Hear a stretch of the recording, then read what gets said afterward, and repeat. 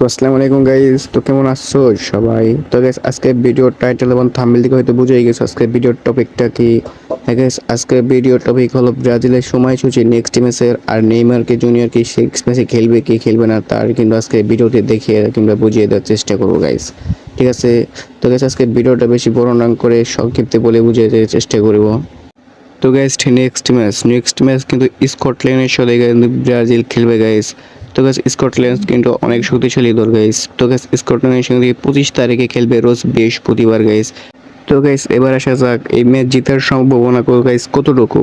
তো গাইস আজকে কিন্তু ব্রাজিলের সাথে কিন্তু হাইতিতে খেলা ছিল গাইস, সেই খেলায় কিন্তু ব্রাজিল তিনটি গোল দিয়ে উইন হয়ে গেছে গাইস।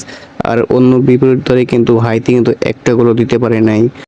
আবার গাইস অন্যদিকে কিন্তু মরক্কোর সাথে স্কটল্যান্ডের সাথে একটা খেলা ছিল আজকে, সেটাই কিন্তু মরক্কো একটি গোল দিয়ে জিতে গেছে গাইস, আর স্কটল্যান্ড কিন্তু একটি গোলও দিতে পারে না গাইস।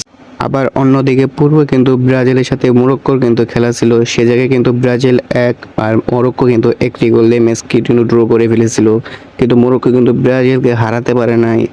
এই থেকে কিন্তু বোঝা যায় গাইস ব্রাজিল জেতার চান্স নেক্সট ম্যাচে কত পার্সেন্ট। কিন্তু আমি গাইস 70% দিলাম, আর গাইস তোমরা কত পার্সেন্ট দিছো অবশ্যই কিন্তু কমেন্ট বক্সে জানিয়ে যাবা।